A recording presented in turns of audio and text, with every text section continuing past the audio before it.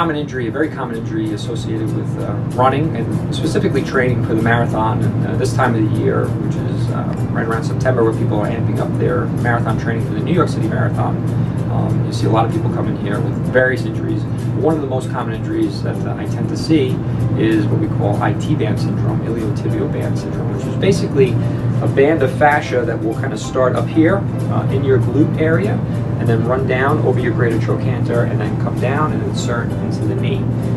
It's a very, very tight band to begin with, and if you start doing a lot of running and you have a little bit of an impairment or weakness in the hips, then biomechanically you're going to start to fire that muscle incorrectly and cause the IT band to get very tight and very irritated. There are a couple of things that you can do to help prevent the IT band from really running away from you and getting very, very painful. One of them is a very simple foam rolling of the IT band to keep it nice and like loose, almost like a deep, deep tissue massage, but you're using a foam roller to do that. And then another activity that you can do is strengthen your hips with a TheraBand, and you could do that laying on the floor. There are a lot of different ways you can do it, but I find probably one of the most beneficial ways to do it is to lay down on the floor and put the band around your knees or your thighs and do what we call a clamshell. So I'm going to show you those two activities now. Hopefully they're helpful.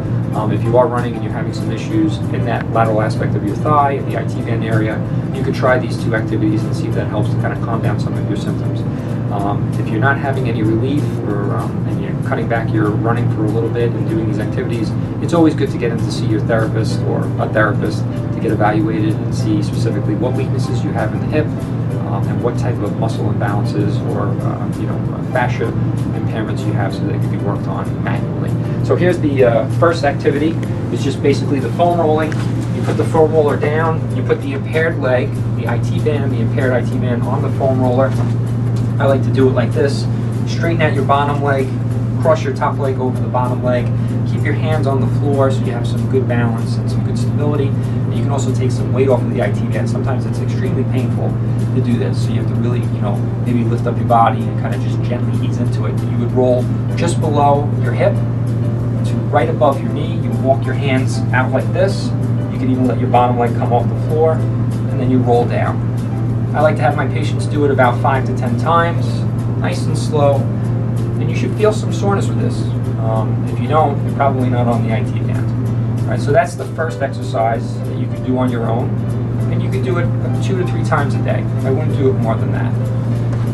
The second activity is a strengthening activity where basically you take your TheraBand, put it around one leg, put it around the other leg, get it around your knees, lay down on your back,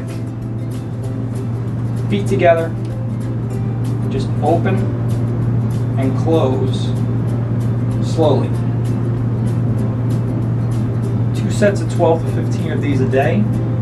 Really work on the muscle that helps to keep the IT bands firing properly.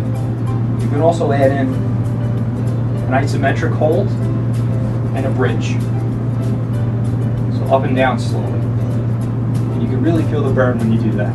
2 sets of 12 to 15 a day. So try those 2 things, see if it helps. And if you're not having any relief by cutting down your activity and doing these exercises, try to get in to see a therapist.